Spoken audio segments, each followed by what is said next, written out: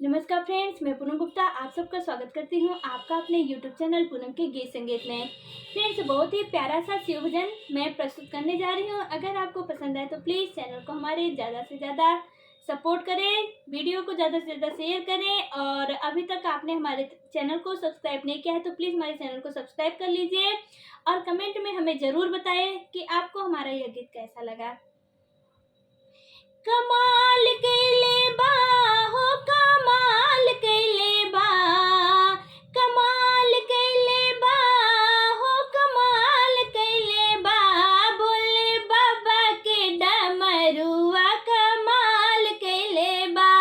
बोले बाबा के डमरुआ कमाल कैले बा, कमाल कैले बा हो कमाल कैले बा, कमाल कैले बा हो कमाल कैले बा, भोले बाबा के डमरुआ कमाल कैले बा,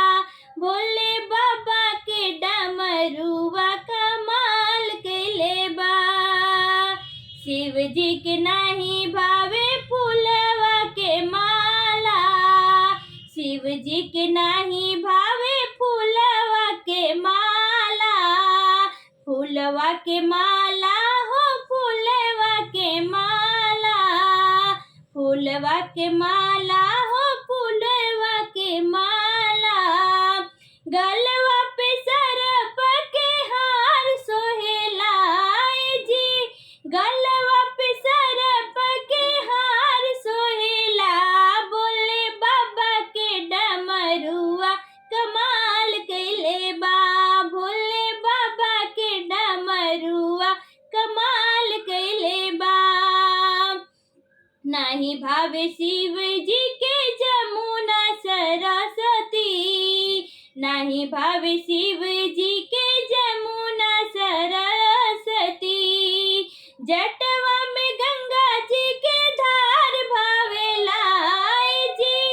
जटवा में गंगा जी के धार भावेला, हमरा भोला के डमरुआ कमाल कैले बा,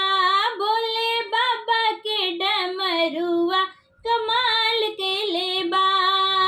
कमाल कैले बा हो कमाल कैले बा, कमाल कैले बा हो कमाल कैले बा, भोले बाबा के डमरुआ कमाल कैले बा, भोले बाबा के डमरुआ कमाल कैले बा। नाही भावे शिव जी के साला दो साला, नाही भावे शिव जी के साला दो साला, कमर में मिर्गा के छाल सोहेला जी, कमर में मिर्गा के साल सोहेला, बोले बाबा के डमरुआ कमाल कैले बा, बोले बाबा के डमरुआ कमाल कैले बा। नाही भावे शिव जी के पूरी तरकारी, नहीं भावे शिव